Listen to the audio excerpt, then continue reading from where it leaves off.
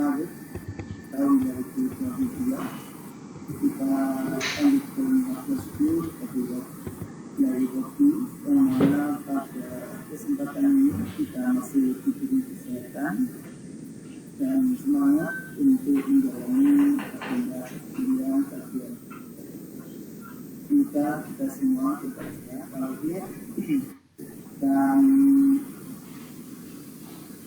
bagi kelompok yang akan menyajikan apa yang menjadi tugas apakah tugasnya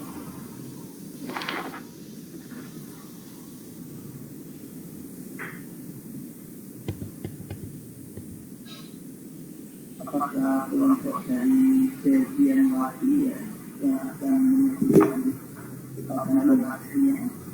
Iya, Pak. Dan kami mohon nanti paparannya disampaikan secara efektif dan efisien. Jadi kalau ada persamaan yang begitu yang dibaca bukan simbolnya, tapi makna dari persamaan itu apa? Gitu ya. Jadi tidak perlu dibacakan simbolnya, uangnya, silakan saudari Devian ini tidak diatur kemudian efektif dan efisien. Saya silakan. Baik, Bapak izin share screen.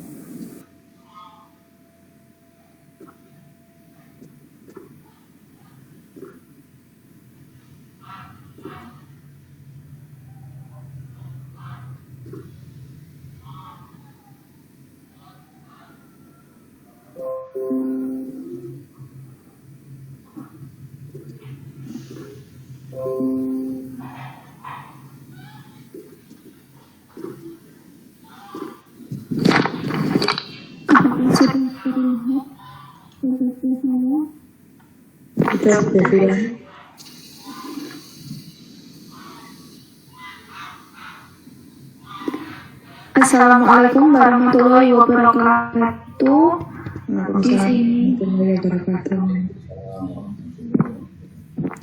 Di sini saya dari kelompok 4 akan memaparkan tentang elektrodinamika, yaitu dengan kelompok saya Devian Astika dan 012, Muhammad Furqon dengan 020, Putih Sari dengan 031 dan Rofiatul Alia dengan 040. Nah, untuk materi yang pertama akan dipaparkan oleh Bu Rofi. Untuk Bu Rofi, waktu dan tempat saya persilahkan. Terima kasih Bu Devian. Baik, Bapak Ibu, pada pagi hari ini saya akan menjelaskan terkait hukum Ohm. Bahwa yang kita ketahui hukum Ohm yaitu berkaitan dengan VIR, tegangan, arus, kemudian hambatan. Nah, bagaimana bisa muncul rumus seperti itu? Mari kita belajar bersama. Nah, ketika arus mengalir itu disebabkan adanya dorongan muatan. Cepat alirnya itu sebagai respon dari adanya dorongan yang diberikan, dan itu bergantung terhadap sifat materialnya, di mana diperoleh rapat arus sebanding dengan persatuan muatan, seperti pada persamaan 2.1.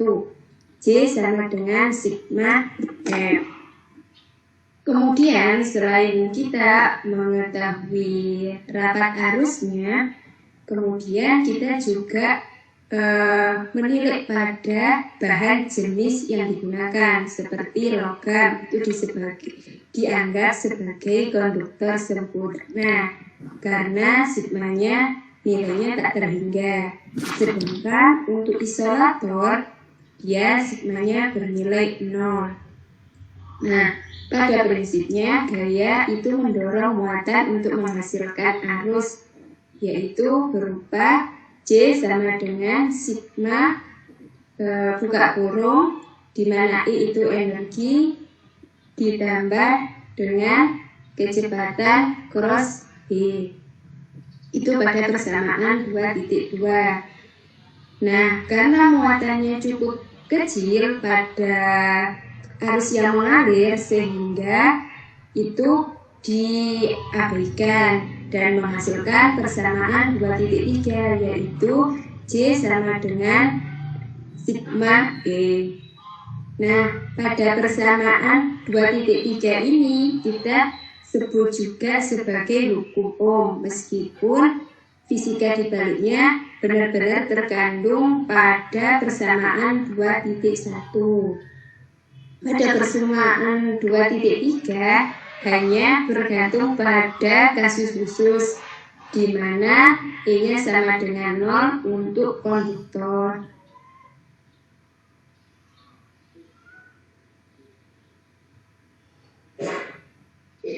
Terus kemudian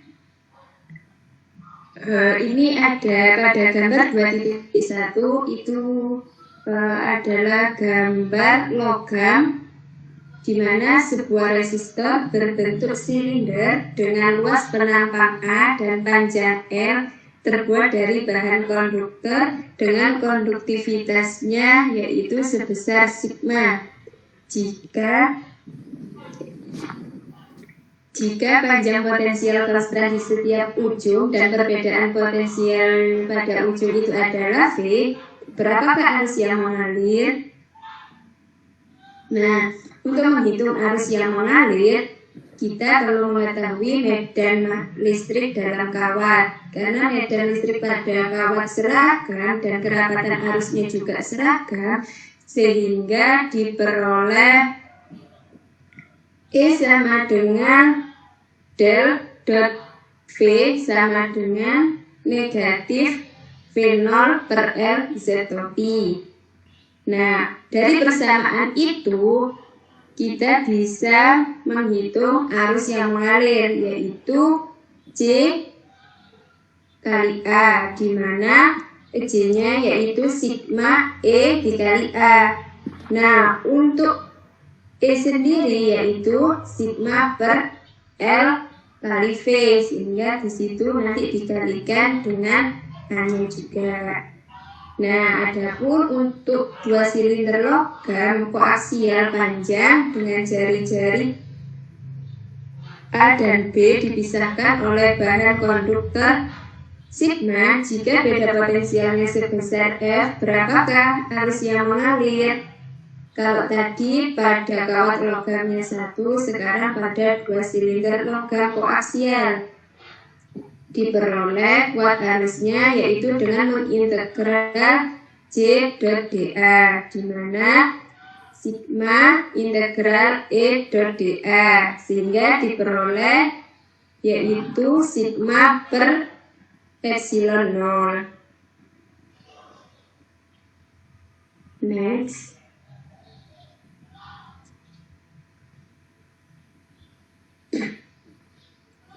Nah, adapun berapakah panjang dari silinder dalamnya yang kita simpulkan lambda, integralnya terletak di atas semua permukaan yang menutupi silinder bagian dalam, sehingga kita cari beda potensialnya. Beda potensialnya yaitu negatif integral A sampai B E dot dl, diperoleh sigma integral lambda per 2pi epsilon 0 ln A per B.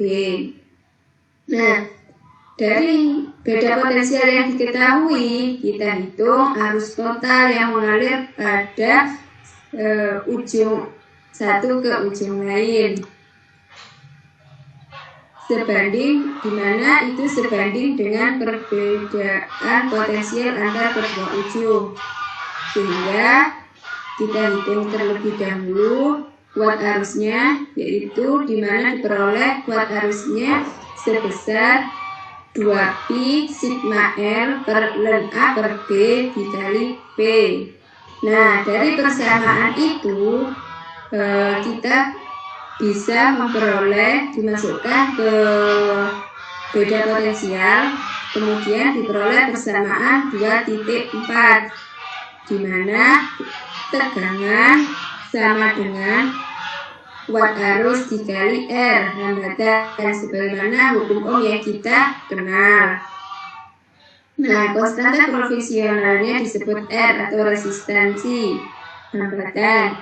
Ini fungsi dari susunan geometri dan konduktivitas media antara elektroda, di mana hambatan dalam ohm, kemudian satuannya volt per meter. Bagaimana jika kita ingin memperbesar tegangan? Maka perbesar muatan pada elektroda. Hal ini akan menjadikan 2 kali lipat E untuk bahan ohmik, di mana kita peroleh pada persamaan 2.5, yaitu del dot E sama dengan 1 per sigma del dot J, di mana itu nilainya sama dengan 0. Mengapa 0? Karena kerapatannya pada setiap muatan itu seimbang berada di permukaan, sebagaimana persamaan Laplace yang berlaku pada ohmik homogen yang membawa arus tetap. Adapun untuk kecepatan rata-ratanya ketika elektron bergerak, yaitu V rata-rata sama dengan 1 per A kali T, di mana nilainya sama dengan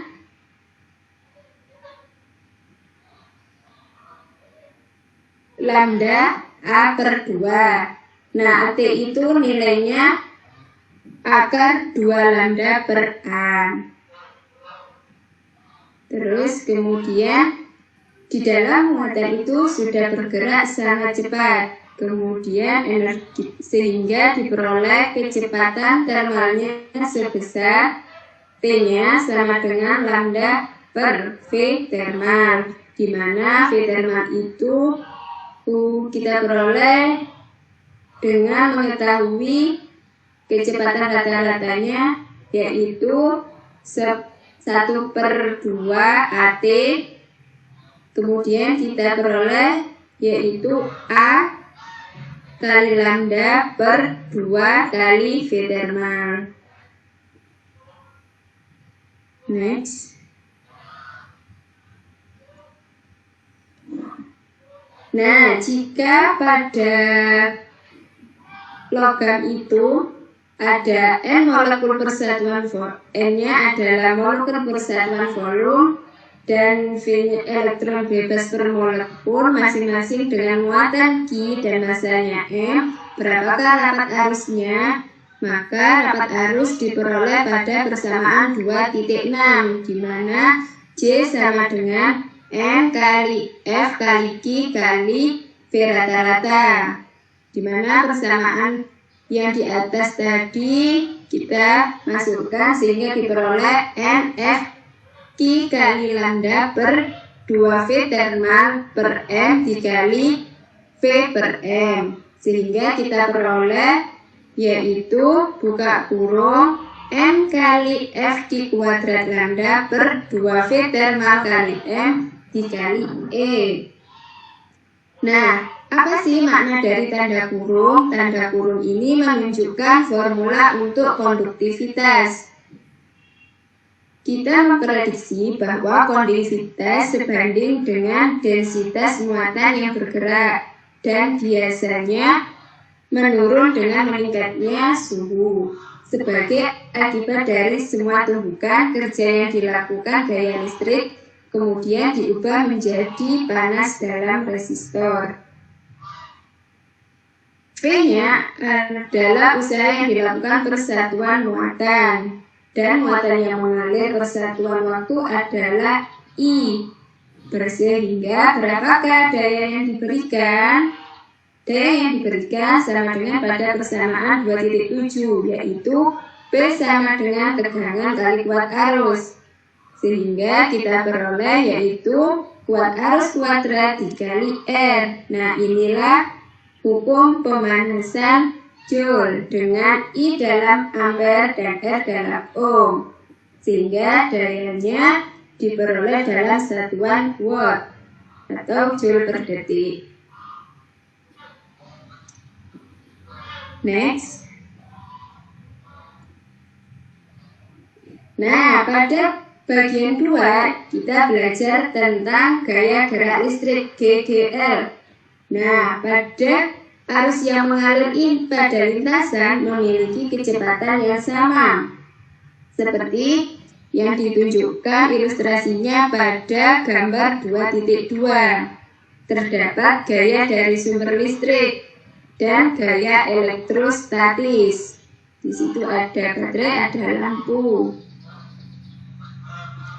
Nah, dalam kawat tersebut kita ada gaya, yaitu ada 2 gaya. Yang pertama yaitu gaya dari sumber listrik Fs dan gaya elektrostatis E. Seperti mana pada persamaan 2.8, yaitu F sama dengan Fs ditambah E. Dari mekanisme tersebut akan menghasilkan efek yang ditimbulkan dari integral V di sekitar lintasan, di mana epsilon sama dengan integral flux F dot dl sama dengan integral flux Fs dot dl. Karena integral flux E dot dl sama dengan 0, tidak masalah jika kita menggunakan F atau Fs.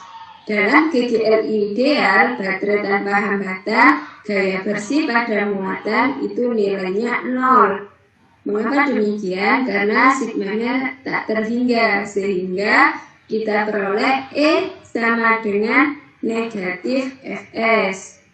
Nah, adapun beda potensialnya yaitu negatif integral B dan sampai A, kemudian E dot dl, kemudian kita masukkan Fs, karena E sama dengan negatif Fs, negatif kali negatif jadi positif, sehingga integral B sampai A yaitu Fs dot dl. Sehingga kita peroleh pada persamaan 2.10 yaitu integral flux Fs dot dl sama dengan epsilon. Nah, pada bagian 3, 21.3, yaitu kita membahas tentang pergerakan GGL. Sebagaimana kita ilustrasikan pada gambar 2.3. Di situ menunjukkan model primitif generator. Daerah yang diarsir terdapat medan magnet yang seragam B, menunjukkan ke halaman, kemudian dan resistornya mewakili mungkin ada bola lampu atau pemanggang roti untuk mengalirkan arus. Jika seluruh loop itu ditarik ke kanan dengan kecepatan V, muatan dalam segmen A dan B mengalami gaya magnet yang komponen vertikalnya yaitu QVB bergerak pada arus di sekitar loop searah dengan arah jarum jam dan hanya merupakan lebar dari lingkaran, sehingga kita peroleh pada persamaan 2.11 yaitu epsilon sama dengan integral flux F magnet gaya magnet dot dl, sehingga diperoleh yaitu V kali B kali H. Secara khusus, meskipun B dikali F dikali H, secara khusus meskipun gaya magnet bertanggung jawab untuk membentuk GGL, itu bukan melakukan pekerjaan apapun. Namun gaya magnet tidak pernah bekerja. Lalu siapakah? Yaitu yang memasuk energi dalam memanaskan resistor, yaitu adalah orang yang menarik loops. Next.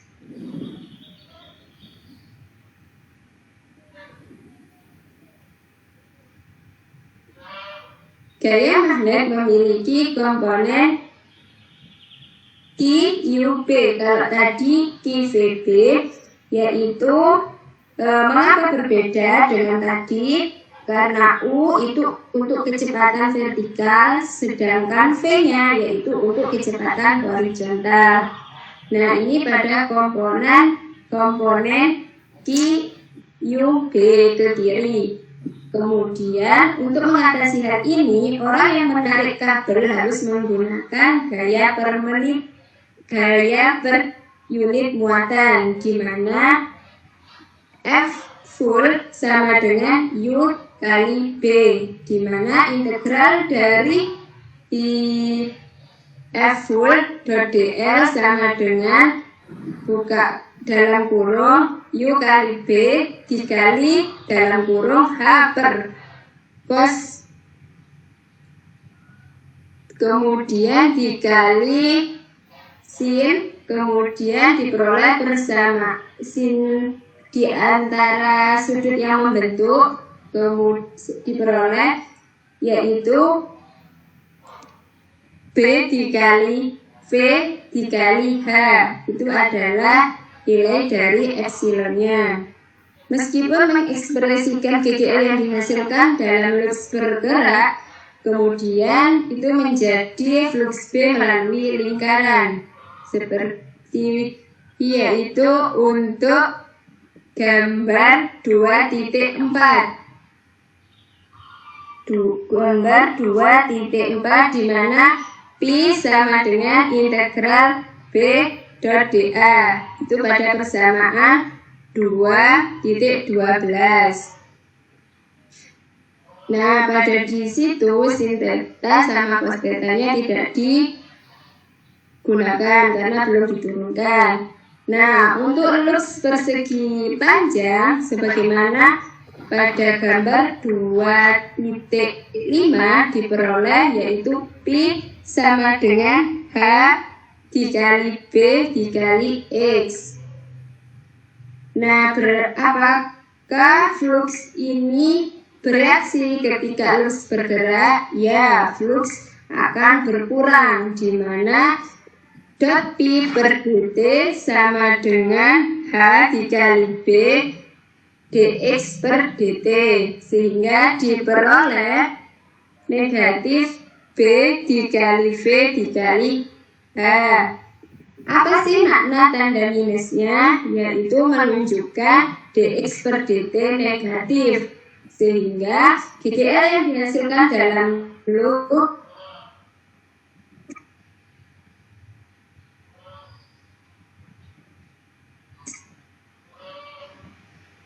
ditulis plus sama dengan negatif dp per dt. Inilah yang dinamakan flux untuk GGL gerak sebagaimana yang kita ketahui umumnya.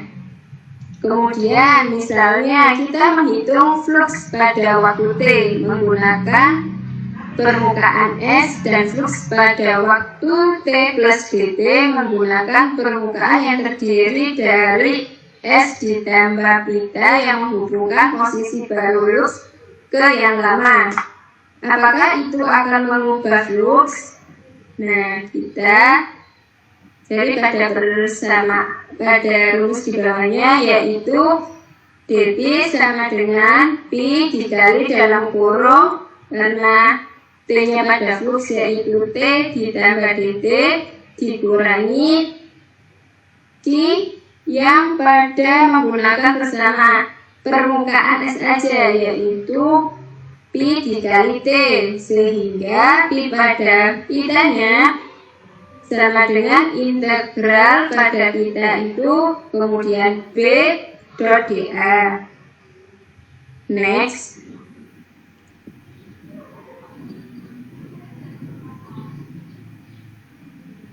Nah, pada bagian 4, kalau tadi kita membahas tentang pergerakan GGL, sekarang kita membahas tentang pergerakan EMV, yaitu seperti pada ilustrasinya pada gambar 2.6, di mana di situ kecepatan muatan di titik P dalam bidang yang sangat kecil dapat dituliskan dA sama dengan dalam kurung V cross dL kali dt, sehingga dP per dt-nya yaitu integral flux B dot dalam kurung V cross dL. Karena W sama dengan V ditambah U yang tadi mewakili V untuk horizontal dan U-nya untuk vertikal, dan U-nya dibarengkan dengan dL, sehingga diperoleh yaitu dP per dt sama dengan integral flux B dot dalam kurung W cross dL. Kemudian kita peroleh persamaan sebelahnya, yaitu dP per dt sama dengan negatif integral flux dalam kurung B cross W dot dL, sehingga dari itu diperoleh negatif itu D dikali W sama dengan gaya pada magnet, yaitu diperoleh persamaan negatif integral flux F magnet dot dL, diperoleh epsilon sama dengan integral dI per dt. Bagaimana aturan flux? Seperti yang diilustrasikan pada gambar 2.6, konsistensi tanda yaitu kita menggunakan aturan tangan kanan. Jika ibu jari menunjukkan arah positif di sekitar lingkaran, kemudian maka ibu jari itu akan menunjukkan arah dari dA. Jika GGL-nya keluar negatif, arus yang mengalir ke arah negatif di sekitar, maka arus akan mengalir ke arah negatif di sekitar rangkaian. Itu tidak mengandung fisika baru, hanya hukum gaya Lorentz. Tapi itu bisa menyebabkan kesalahan atau ambiguitas jika tidak hati-hati. Nah, aturan flux mengasumsikan memiliki satu lurus kawat, itu dapat bergerak, memutar, meregangkan, atau mendistorsi terus-menerus. Tetapi kita perlu waspada terhadap adanya saklar, kemudian kontak geser, ataupun konduktor yang diperpanjang yang memungkinkan berbagai jalur arus. Ketika saklar itu dilempar dari A ke B, kemudian flux yang melalui rangkaian menjadi 2 kali lipat, tetapi tidak ada GGL yang bergerak, karena tidak ada konduktor yang bergerak melalui medan magnet, dan ammeternya tidak mencatat arus. Kemudian, berapakah dalam flux itu arus yang mengalirnya, yaitu sama dengan epsilon per R, di mana omega dikali B dikali A kuadrat per 2R.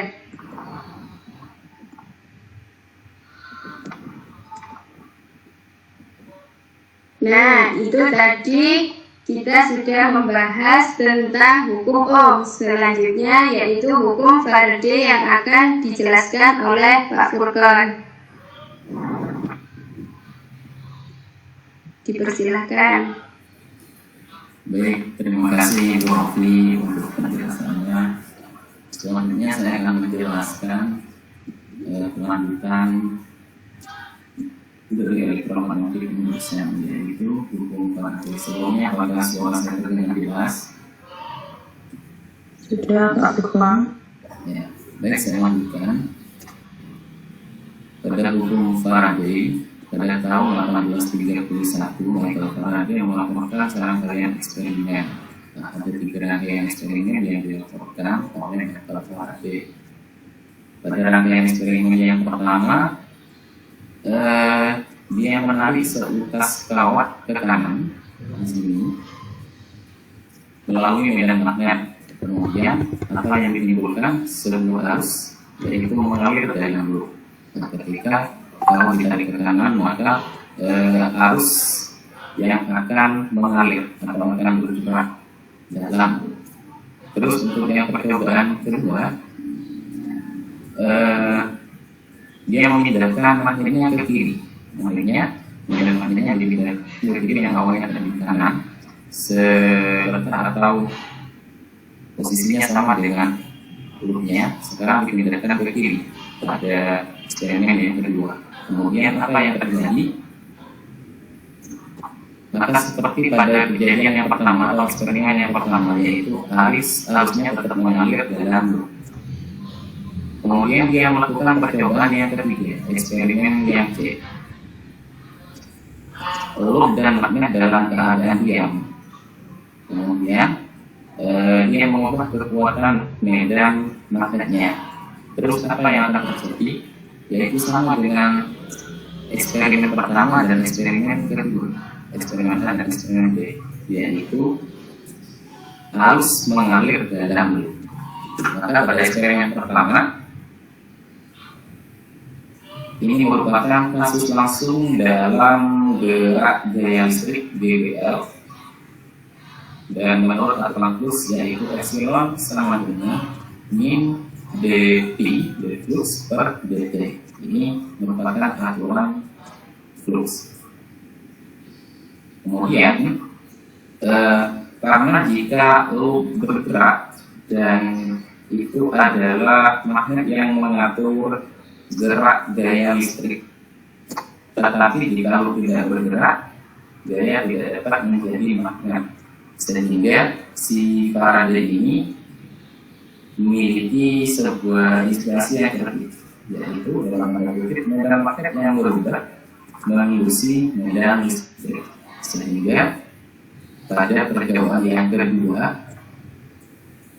epsilon sama dengan dapat dirumuskan integral flux E dot dl sama dengan dt d flux per dt. Ini merupakan persamaan 7,14.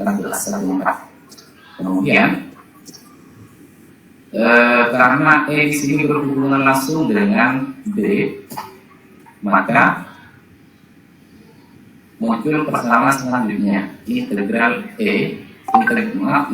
flux E dot dl dot di sama dengan min integral do b per do t dot dA. Ini merupakan persamaan 7,15 yang muncul akibat dari persamaan 7,14. Kemudian bentuk diferensial dengan menerapkan teorema Stokes dari persamaan yang di atas, yaitu del cross E sama dengan B per t.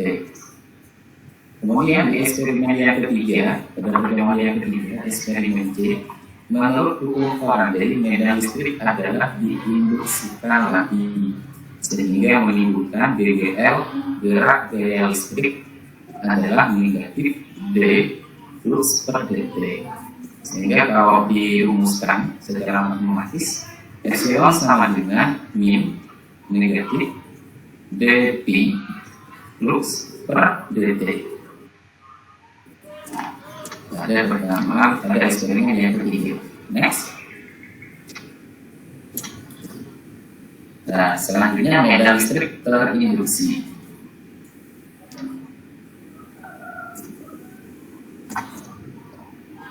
Pada medan listrik terinduksi ini ada dua persamaan. Secara matematis ini adalah del dot E sama dengan 0, maka del cross E sama dengan min do B per do T. Ini untuk persamaan yang pertama. Terus untuk persamaan yang kedua, del dot B sama dengan 0, maka del cross B sama dengan min 0 kali J. Keduanya merupakan medan listrik yang diinduksi oleh Faraday, yang dibentukkan oleh min dot D per dot T. Persis ditentukan oleh magnetostatik monol J. Sehingga sesuai dengan hukum filsafatnya, secara matematis dapat dituliskan bahwa E sama dengan min 1/4 pi integral dalam kurung dot P per dot T cross R tau pi D tau per R kuadrat sama dengan min 1/4 pi integral B cross R tau pi D tau per R kuadrat. Ini merupakan persamaan 7.18. Sehingga jika simetrinya memungkinkan, maka dapat menggunakan atau dapat dikombinasikan dengan hukum Ampere dalam bentuk integral. Maka menjadi integral flux E dot dI sama dengan min dpi per dt. Ini merupakan persamaan 7.19. Next.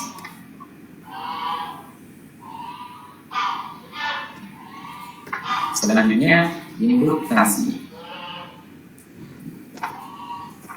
Di indukasi kita bisa lihat pada gambar jika ada dua buah lilitan.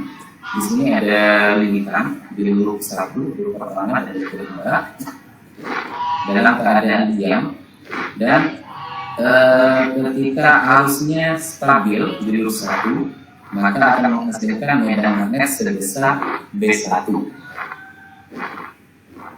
yaitu dapat dituliskan secara matematis B1 sama dengan mu0 I1 per 4pi integral flux DI1 cross R pi per R kuadrat, sehingga pi 2-nya sama dengan integral B1 dot DA2, sehingga persamaan pada persamaan 7.22 dapat dinyatakan bahwa P2 flux kedua sama dengan M21 I1, di mana M21 adalah konstanta proporsionalitas dan itu dikenal sebagai induktasi timbal balik dari dua loop. Sehingga dapat kita uraikan lagi, maka P2 sama dengan integral B1 dan DA2 sama dengan integral dalam kurung del cross A1 dot DA2 sama dengan integral flux A1 DI2. Nah, asalnya kita keluarkan sehingga menjadi mu0 I1 per 4pi integral flux DI1 per R, sehingga I2-nya sama dengan mu0 I1 per 4pi dalam kurung integral flux DI1 per R dot DI2. Maka sesuai yang tadi, M21-nya dapat kita tuliskan sama dengan mu0 per 4pi integral flux DI1 dot DI2 per R. Ini merupakan persamaan 7.2J. Next. Energi dalam medan magnet. Kita ketahui bersama bahwa dibutuhkan sejumlah energi untuk memulai arus yang mengalir dalam suatu rangkaian listrik. Itu dibutuhkan sejumlah energi. Jumlah muatan persatuan waktu yang melewati kawat adalah I, arus. Jadi usaha yang dilakukan persatuan waktu adalah dapat dituliskan secara matematis dW per dt sama dengan min epsilon I atau sama dengan Li dI per dt, sehingga dapat dituliskan usaha W sama dengan setengah Li kuadrat. Ini merupakan persamaan 7.30, sehingga P-nya, fluxnya dapat dituliskan integral B dot dA sama dengan integral dalam kurung del cross A dot dA sama dengan integral A dot dL, di mana integral garis berada di sekeliling lingkaran. Jadi LI sama dengan integral flux A dot dL dan diperoleh usahanya sebesar W sama dengan setengah I integral flux A dot DI sama dengan setengah integral flux dalam kurung A dot DI DL. Ini merupakan persamaan 7.31. Dalam bentuk ini, generalisasi ke arus volume jelas usaha sama dengan setengah I integral V dalam kurung A dot D D tau. Ini merupakan persamaan yang ke-7.32. Maka hukum Ampere del cross B sama dengan mu 0 J. Jika dihilangkan J-nya menjadi usaha W sama dengan setengah mu 0 integral A dot dalam kurung del cross B D tau. Ini merupakan persamaan 7.33. Integrasi oleh bagian ini mentransfer turunan dari B ke A. Khusus aturan produk menyatakan del dalam kurung A plus B sama dengan B dalam kurung del cross A min A dalam kurung del cross B. Maka del dalam kurung A plus B sama dengan B dot B min del dot dalam kurung A cross B. Akibatnya usahanya menjadi sebesar W sama dengan setengah mu 0 dalam kurung integral D kuadrat D tau min integral del dot dalam kurung A cross B D tau. Maka menjadi setengah mu 0 dalam kurung integral V B kuadrat D tau min integral flux S dalam kurung A cross B dot dA. Ini merupakan persamaan 7.33. Next. Maka integrasi permukaannya setelah dirumuskan tadi menjadi W sama dengan setengah mu 0 integral all space. All space ini adalah di semua ruangan, di semua rangkaian. Integral all space B kuadrat D tau. Ini merupakan persamaan 7.35. Mengingat hal ini, sungguh luar biasa betapa miripnya rumus penyambungan dengan persamaan elektrostatis. Jadi persamaan yang kita dapat ini sangat mirip dengan persamaan elektrostatisnya pada persamaan 2.43 dan 2.45. Ini ada di bab 2, sedangkan yang kami jelaskan ini adalah bab 7, di mana usaha pada elektrostatisnya adalah setengah integral dalam kurung V rho D tau sama dengan epsilon 0 per 2 integral E kuadrat D tau. Ini ada di bab 2 pada persamaan 2.43 dan persamaan 2.45. Nah, pada persamaan yang kita dapat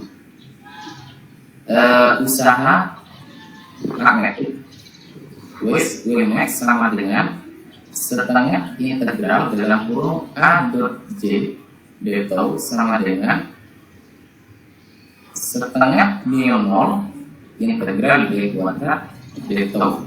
Perlu diketahui ini rumus yang di atas W elek usaha elektrostatisnya setengah integral dalam kurung V rho D tau sama dengan ini epsilon 0 per 2 ini sama dengan setengah epsilon 0 atau sama dengan yang di bawah ini setengah mu 0. Jadi persamaan yang kita dapat identik atau sangat mirip dengan persamaan yang ada pada 2.43 dan 2.45 Next.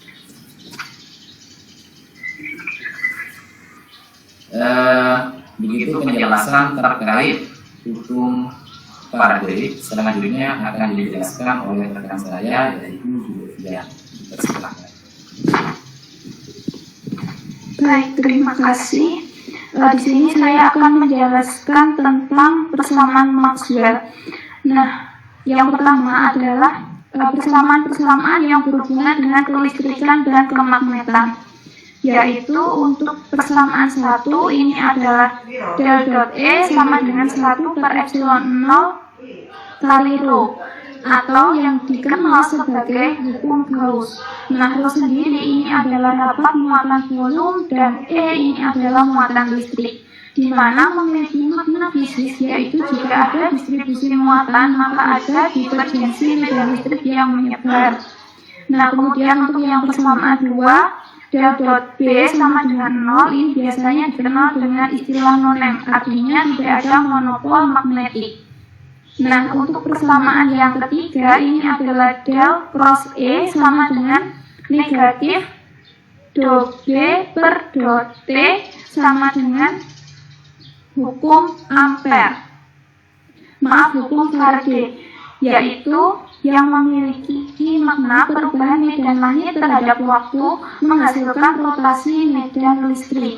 Nah, tanda negatif di sini adalah konsekuensi dari hukum Lenz, yaitu timbulnya listrik ini sedemikian rupa melawan kecenderungan perubahan medan magnetik.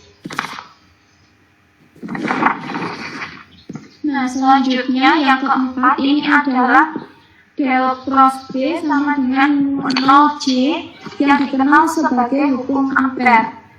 Artinya, jika ada arus yang mengalir, maka di sekitarnya ada rotasi medan listrik.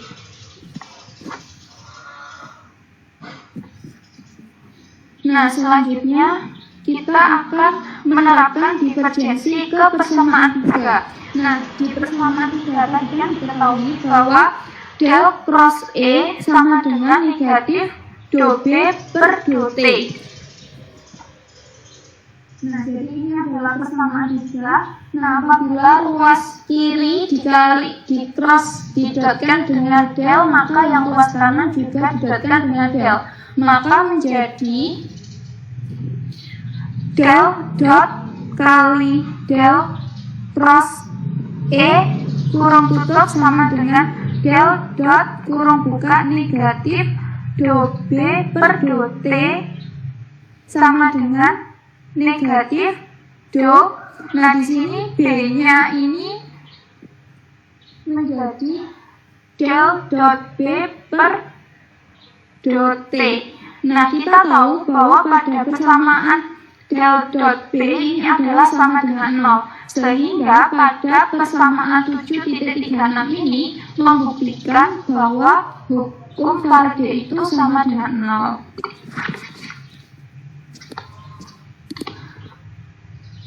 Nah, selanjutnya pada persamaan yang keempat, yaitu del dot del cross B sama dengan mu 0 del dot J. Nah, ini kan seharusnya del dot J ini adalah sama dengan 0. Akan tetapi di sini del dot J itu tidak sama dengan 0. Nah, dari sinilah persamaan 7.36 hukum Ampere itu bermasalah. Nah, untuk membuktikannya di sini ada sebuah rangkaian, yaitu di sini ada baterai, kemudian ada kapasitor. Di sini muncul namanya I, yaitu arus. Nah, arus di sini itu bukanlah arus lunak, tetapi arus yang bervariasi terhadap waktu. Dan di sini ada sebuah kapasitor. Nah, kemudian di sini itu ada sebuah loop. Di sini kan dikasih nama Amperian loop, yaitu luas I yang dibatasi oleh loop.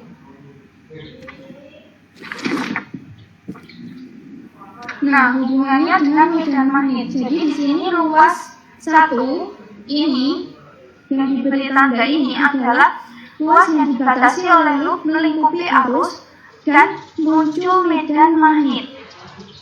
Jadi, secara integralnya ini adalah integral tertutup B dot dl sama dengan mu0 I enclosed, yaitu I enclosed adalah I yang dibatasi oleh loop melingkupi arus muncul medan magnet.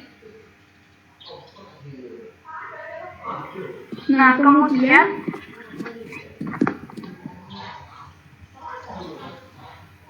bagaimana Maxwell memperbaiki hukum Ampere? Yaitu di sini adalah dibuktikan persamaan del dot J sama dengan negatif do rho per do T sama dengan negatif do per do T epsilon 0 del dot E sama dengan negatif del epsilon 0 do E per do T.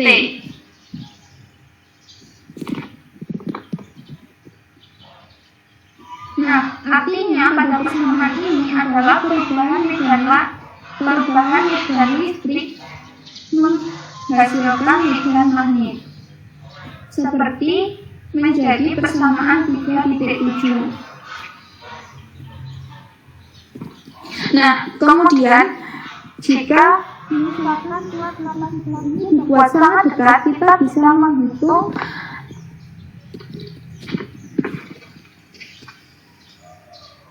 Nah, untuk JD ini adalah arus perpindahan, itu didefinisikan sebagai perubahan medan listrik terhadap waktu, seperti persamaan 7.38. Nah, selanjutnya E sama dengan 1 per epsilon 0 sama dengan 1 per epsilon 0 Q per A. Nah, di sini Q adalah muatan pada plat dan A adalah luas plat. Menjadi do E per do T sama dengan 1 per epsilon 0 A dikali dV per dt sama dengan 1 per epsilon 0 A kali I. Nah, di mana do E per do T ini menunjukkan suatu besaran yang bersifat arus. Kemudian dalam bentuk integral, hukum Ampere yang berfungsi untuk benda-benda terhadap waktu, integral tertutup B dot dl sama dengan mu0 I enclosed plus mu0 epsilon 0 integral do E per do T dot dA pada persamaan 7.39.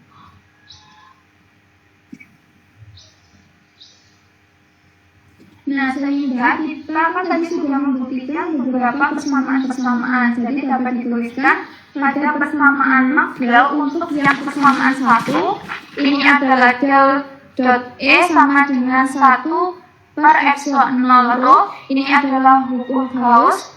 Del dot B sama dengan 0. Del cross E sama dengan do B per do T. Ini artinya adalah perubahan medan magnetik menghasilkan medan listrik, dan persamaan yang keempat ini adalah del cross B sama dengan mu0 J ditambah mu0 epsilon 0 do E per do T. Nah, inilah hukum Ampere yang sudah dikoreksi dengan persamaan Maxwell. Nah, untuk persamaan dari gaya ini adalah F sama dengan V dikali E ditambah del cross B pada persamaan 7.41. Nah, dan prinsip kontinuitas. Jadi pada persamaan 7.42 ini adalah persamaan kontinuitas di mana del dot J sama dengan negatif do rho per do T, yang merupakan ekspresi matematis kekekalan muatan kekekalan muatan dapat diturunkan dari persamaan Maxwell dengan menerapkan divergensi ke persamaan 4.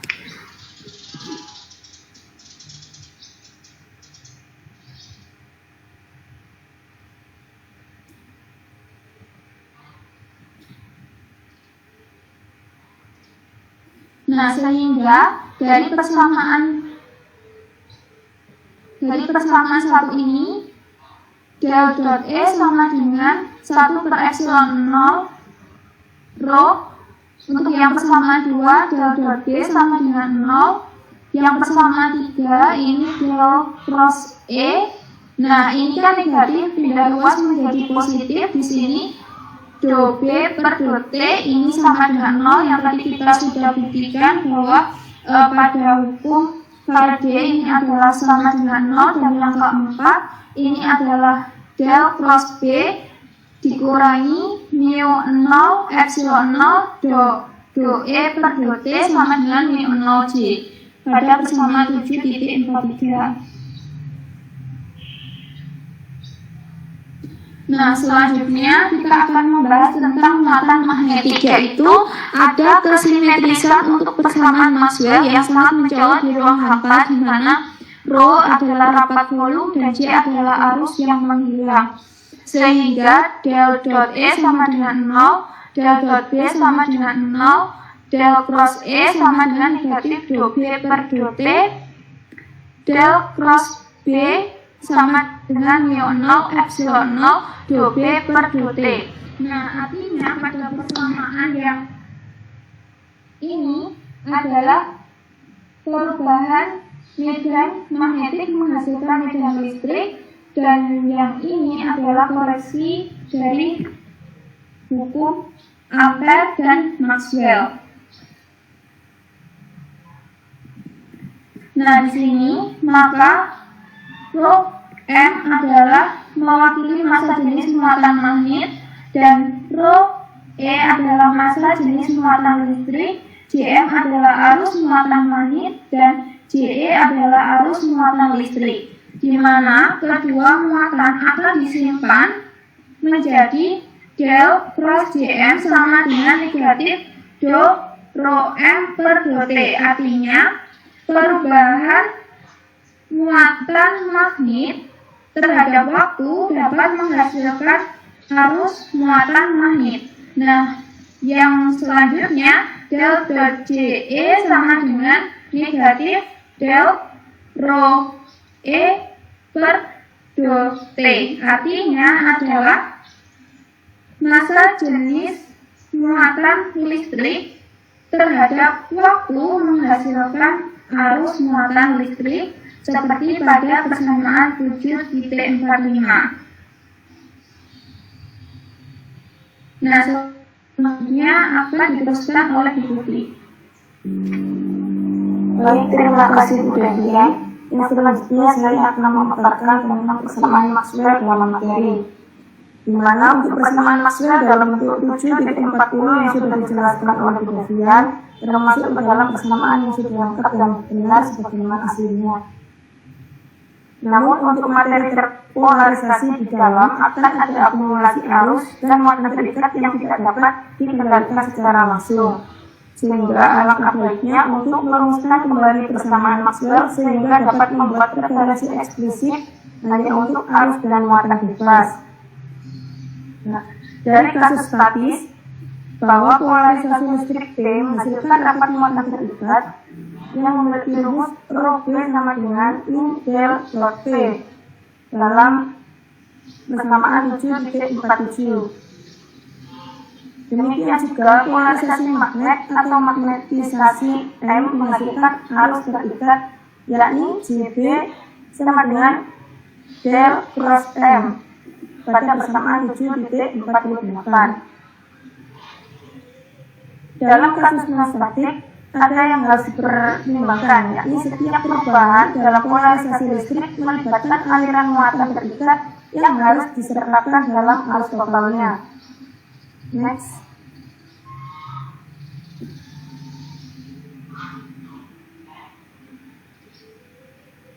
Nah, Terlihat dalam gambar 7.47, polarisasi tersebut memperkenalkan kerapatan muatan sigma B sama dengan P satu ujung dan min sigma B di ujung lainnya. Jika P sekarang meningkat sedikit, maka muatan di setiap ujung meningkat dan memberikan arus bersih, sehingga diperoleh DL sama dengan dua sigma B per dt dA tegak lurus sama dengan dP per dt dA tegak lurus. Oleh karena itu, kerapatan arusnya adalah JP sama dengan dP per dt. Arus polarisasi ini tidak ada hubungannya dengan arus terikat JP, di mana magnetisasi material dan melibatkan putaran serta gerakan orbital elektron atau disebut dengan JP. Namun sebaliknya, hasil dari gerak linier muatan ketika polarisasi listrik berubah, maka P menunjukkan tekanan dan meningkat, sehingga setiap muatan plus bergerak sedikit ke kanan dan setiap muatan minus ke kiri. Efek kumulatif adalah arus polarisasi dari JP, sehingga kemudian memeriksa persamaan pada 7.49 yang konsisten dengan persamaan kontinuitas seperti persamaan di bawah ini. Persamaan tersebut merupakan persamaan kontinuitas yang terpenuhi, di mana pada kenyataannya JP sangat penting untuk memastikan konservasi muatan terikat. Arus terikat JP sama dengan del cross M yang bervariasi sebagai respon terhadap perubahan M. Untuk memastikannya, namun untuk kepadatan muatan total dapat dipisahkan menjadi dua bagian, yakni seperti pada persamaan 7.50.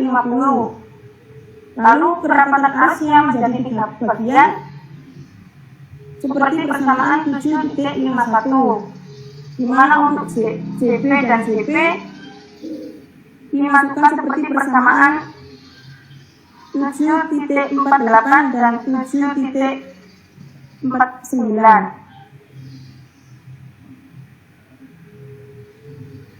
Hukum Gauss sekarang dapat ditulis sebagai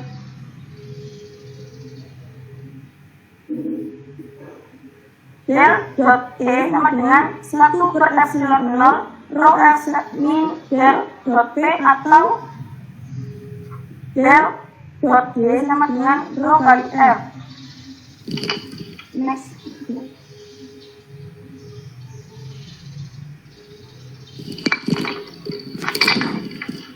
Next kemudian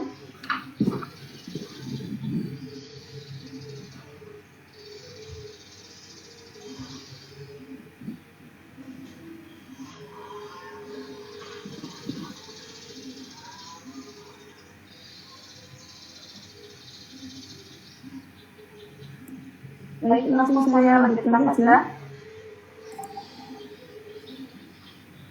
Di mana dalam kasus statis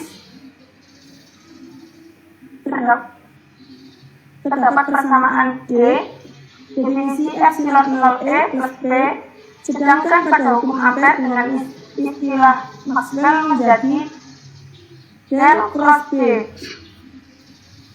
di mana mu 0 dalam kurung JF plus del cross M plus dP per dt plus mu 0 epsilon 0 dE per dt, atau melalui persamaan del cross H sama dengan JF per dD per dt, di mana seperti sebelumnya H adalah definisi dari seper mu 0 B dikurangi M.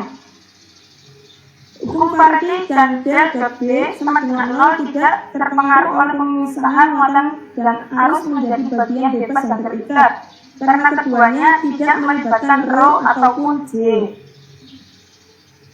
Sehingga dalam hal muatan dan arus bebas, persamaan Maxwell terbaca seperti 4 persamaan di bawah ini. Beberapa orang menganggap bahwa persamaan ini adalah benar, namun dapat dipahami bahwa persamaan ini tidak lebih dari umum dari persamaan 7.40 yang sebelumnya telah dijelaskan. Dari persamaan ini memiliki kelemahan dari notasi hibridnya karena mengandung E dan D, B dan H, sehingga hubungan konstitutif yang sesuai memberikan D dan H dalam istilah E dan D yang tergantung pada sifat dari materi untuk media linear. P sama dengan epsilon 0 XE E dan M sama dengan SM kali H, sehingga memperoleh D sama dengan epsilon E dan H sama dengan 1/μB, di mana epsilon sama dengan epsilon 0 dalam kurung 1 plus XE dan mu sama dengan mu 0 1 plus XM. Di sini disebut dengan perpindahan listrik, sehingga suku kedua dalam persamaan Ampere atau Maxwell dalam persamaan 4 disebut dengan arus perpindahan. Pada konteks ini maka diperoleh JD definisi dot per dt. Next juga. Yang selanjutnya adalah kondisi batas, di mana secara umum bidang E, B, G, dan H akan terputus-putus pada batas antara dua media yang berbeda, atau pada permukaan yang membawa kerapatan muatan A atau kerapatan arus K, di mana bentuk eksplisit diskontinuitas ini dapat disimpulkan dari persamaan Maxwell 7.56 dalam bentuk integralnya, sehingga untuk persamaan 1 dan 2 berada di atas permukaan tertutup S, dan persamaan 3 dan 4 berada untuk permukaan S dibatasi oleh log tertutup P. Selanjutnya, dengan menerapkan persamaan 1 ke kotak pil Gaussian kecil dan tipis, wafer yang memanjang sedikit ke dalam material di kedua sisi batas, maka gambar 7.48 diperoleh D1.A min D1.A sama dengan sigma F A. Untuk arah positif A adalah dari 2 menuju ke 1. Tepi wafer tidak memberikan kontribusi apapun dalam batas karena ketebalan itu 0. Juga tidak ada kepadatan muatan volume, di mana D1 tegak lurus, D2 tegak lurus sama dengan sigma F. Penalaran identiknya diterapkan pada persamaan kedua, yang memiliki hasil D1 tegak lurus, D2 tegak lurus sama dengan sigma F. Lalu beralih ke persamaan ketiga, di mana lingkaran amperian yang sangat tipis yang melebari permukaan menghasilkan E1.1 min E2.1 sama dengan min D per dt integral S B dot dA. Tetapi dalam batas lebar loop menjadi 0, fluxnya hilang dari kedua ujungnya ke integral E dot dl. Dengan artinya komponen E dengan cara yang sama, persamaan keempat menyiratkan E1 sejajar min E2 sejajar sama dengan 0, yang dimana artinya komponen E di sini sejajar dengan antarmuka kontinu melintasi batas, sehingga persamaan 4 menyiratkan H1.1 min H2.1 sama dengan IF enclosed, di mana IF enclosed adalah arus bebas yang melewati loop amperian, yang tidak ada kepadatan arus volume yang akan berkontribusi dalam batas lebar yang sangat kecil, tetapi arus permukaannya dapat. Lalu faktanya, jika n topik adalah vektor satuan yang tegak lurus dengan antarmuka, menunjuk dari 2 ke arah 1 seperti gambar yang tadi, sehingga n topi cross 1 normal untuk log amperian, maka gambar 7.49 di bawah diperoleh rumus IF enclosed sama dengan KF dot n topi cross 1 sama dengan KF cross n topi dot 1. Dan karenanya maka diperoleh H1 sejajar min H2 sejajar sama dengan KF cross n topi. Jadi komponen paralel H ini tidak kontinu dengan jumlahnya sebanding akibatnya. Dari persamaan 7.60 sampai 7.63 adalah syarat batas umum untuk elektrodinamika. Dalam kasus media linier, mereka dapat diekspresikan dalam E dan B saja, di mana diperoleh persamaan di bawah ini. Yang pertama, epsilon 1 E1 tegak lurus min epsilon 2 E2 tegak lurus sama dengan del F. Dan persamaan duanya B1 tegak lurus min B2 tegak lurus sama dengan 0. Persamaan tiganya E1 tegak lurus min E2 tegak lurus sama dengan 0. Dan persamaan keempatnya setengah min 1 B1 sejajar min 1 per min 2 sejajar B2 sejajar sama dengan 0. Secara khususnya, jika tidak ada muatan bebas atau arus bebas di antarmuka, maka diperoleh persamaan 7.65. Di mana untuk persamaan satunya menjadi 0. Seperti yang akan kita lihat di bab 9, maka persamaan-persamaan ini menjadi dasar teori refleksi dan refraksi. Demikian presentasi dari kelompok kami, kurang lebihnya mohon maaf.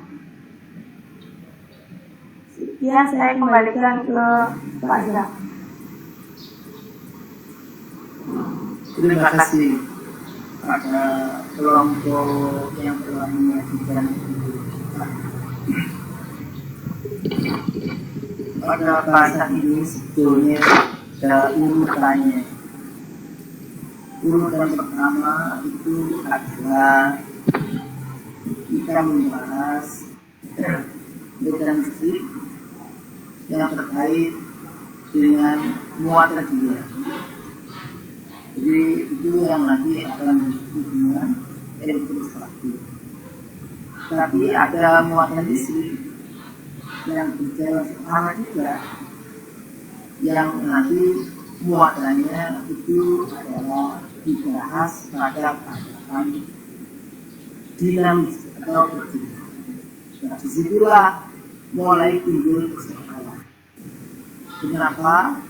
Karena muatan listrik yang bergerak itu nanti ternyata tidak hanya sampai menimbulkan mekanisme saja, tapi di situ juga akan menimbulkan medan magnet induksi kalau memang muatannya itu bergerak dalam konduktor.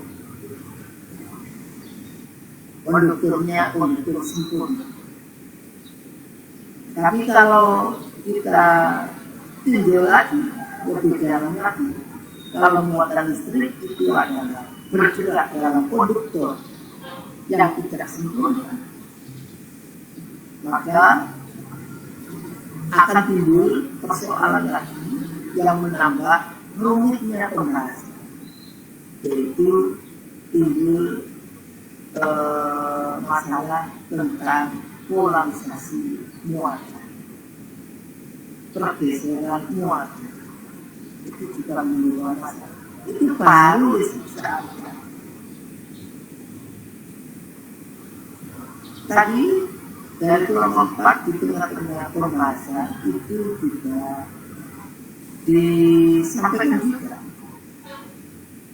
apa yang terjadi kalau sekarang bukan muatan yang bergerak, dalam bentuk, tapi konduktor yang digerakkan dalam medan magnet hingga menimbulkan perubahan flux magnetik, itu juga akan menimbulkan mekanisme induksi.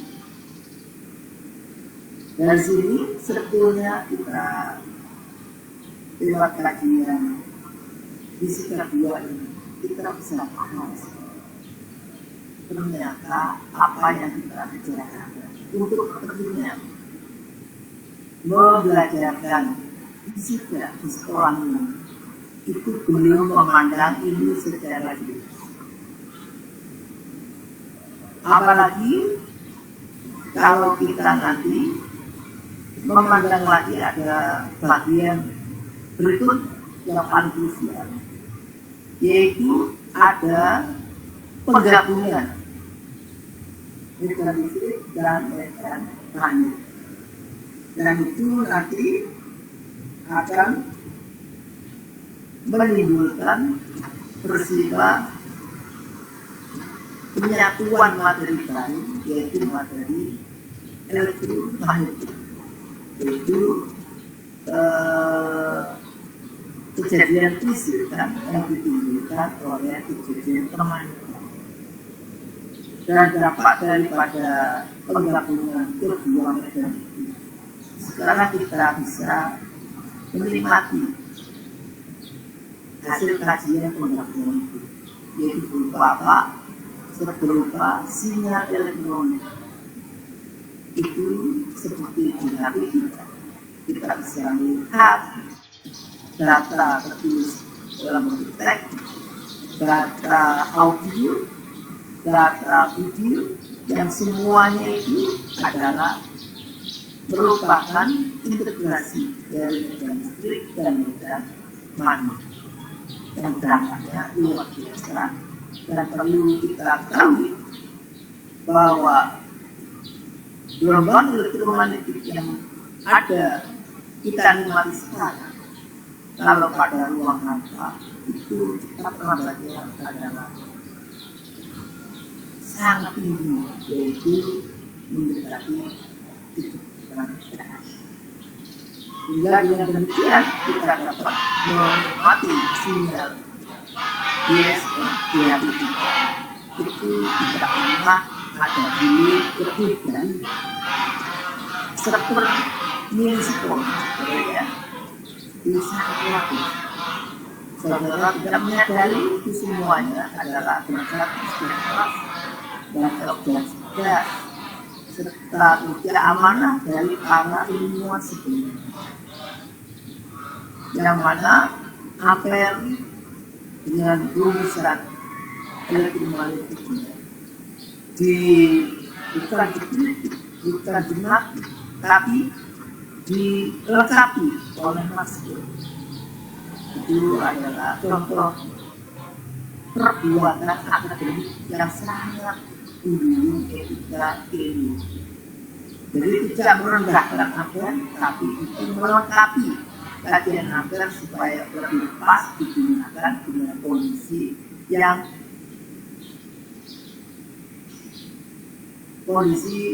sesuai dengan kejadian.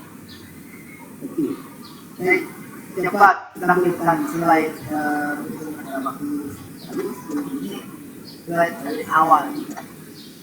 Tadi saya mengingat banyak hal yang keliru dipahami, ya. Silakan kelompok 4 tampilkan kembali slide-nya.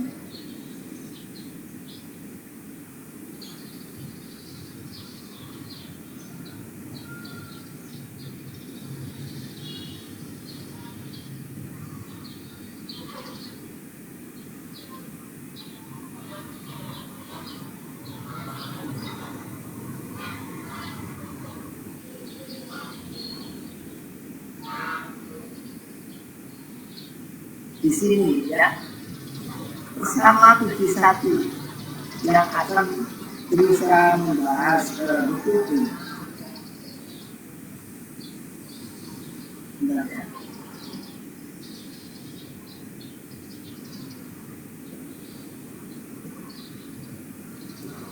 Apakah sudah terlihat Bapak dan teman-teman? Silakan di slideshow yang tadi ya.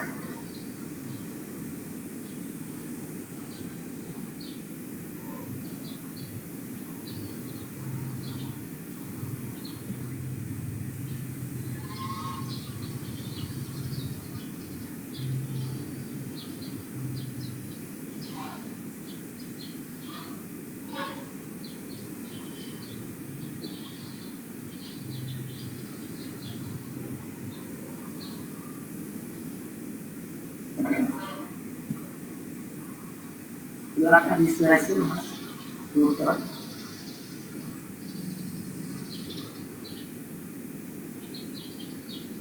Yang nampak lebih besar lagi.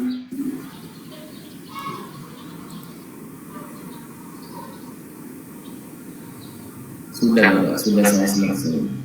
Di layar saya mungkin juga akan ada di layar peserta yang lain. Apakah sudah dibuat di slideshow? Masih belum. Belum.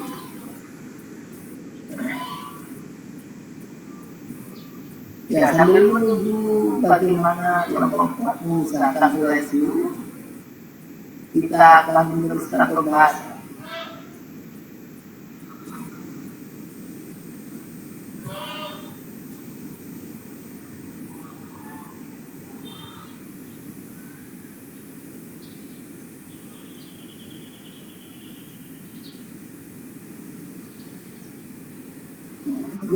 Sudah. Baik, seperti persamaan 7.1. Kita tidak bicara tentang kuat arus, tapi bicara tentang lapas arus J, yaitu sebanding dengan gaya persatuan muatan. Ya. Dan sigma yang dituliskan di situ akan bicara menjadi produktivitas, kemampuan meneruskan muatan listrik dari sebuah konduktor. Kalau konduktornya sempurna, di situ akan jelas harga sigmanya adalah tak berubah. Apa dampak yang terjadi pada persamaan itu satu. Kalau sigmanya tak berubah.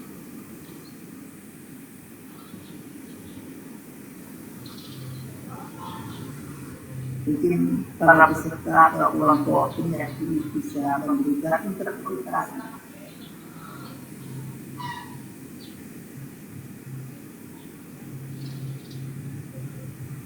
Menurut saudara Muhammad Sultan, apa yang terjadi kalau sigmanya tak berubah?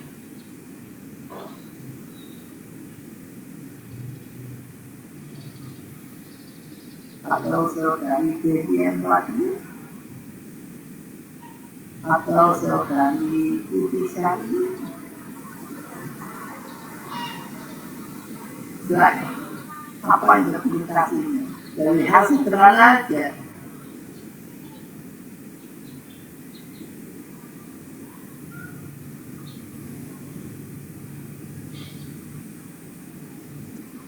Atau saudari Risa Umami,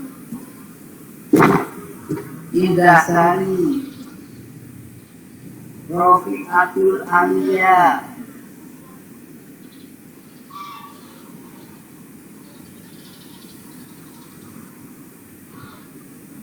Faradila.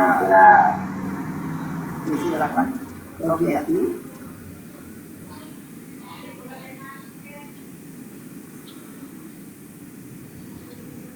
Berpengaruh pada gaya muatannya, Pak. Jadi kalau tanyakan saya kalau membaca persamaan matematik itu akan lebih baik kalau tidak dibaca hurufnya, tapi dibaca maknanya atau kecenderungannya atau hubungannya. Jadi seperti yang saya tanyakan, ini hubungannya. Jika sigmanya sama dengan tangga,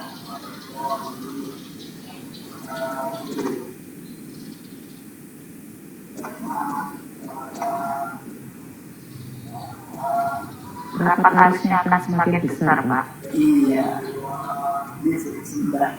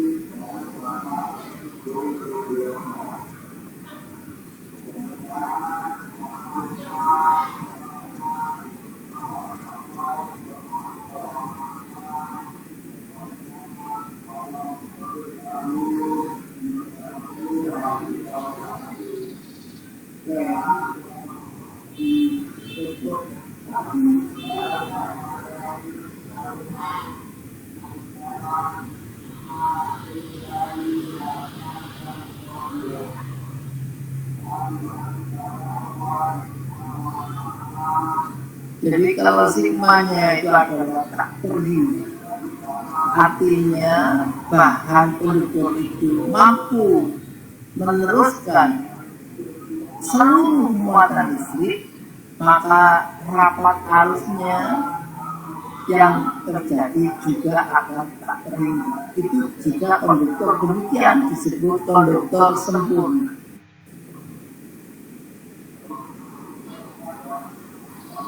Sebaliknya, kalau sigmanya sama dengan nol, artinya bahan itu tidak bisa meneruskan satupun muatan listrik, maka rapat arusnya juga akan hilang.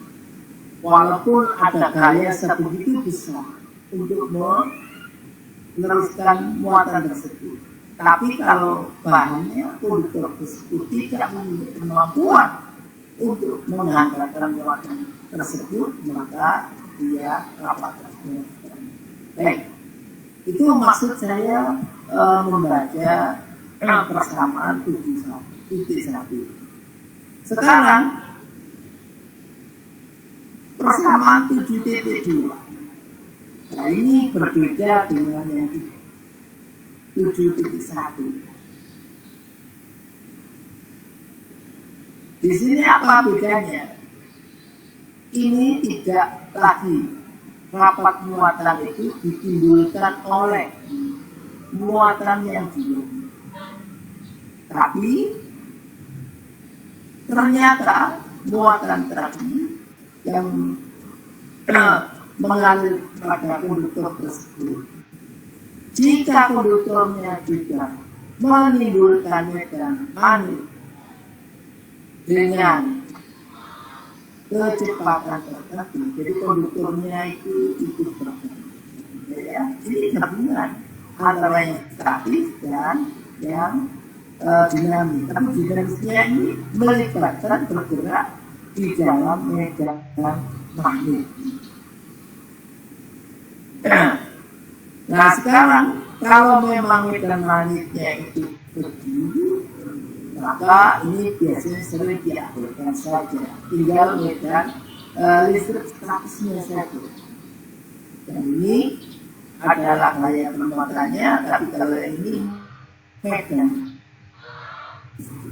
itu masih sama. Begitu juga selanjutnya untuk medan listrik ini, kalau ditulis tidak pakai huruf bar, dalam buku ini semua yang besaran vektor ditulis pakai huruf bar. Kalau ditulis pakai huruf italik tipis begini, itu merupakan besaran skala. Medan listriknya sekarang ini menjadi harganya saja, arahnya tidak mungkin, ya, seperti itu. Nah, kalau ini memang skala, maka operator yang ada di perkalian vektor juga harus pakai mekanisme perkalian dua vektor yang menghasilkan skala itu pakai operasi divergensi atau dot.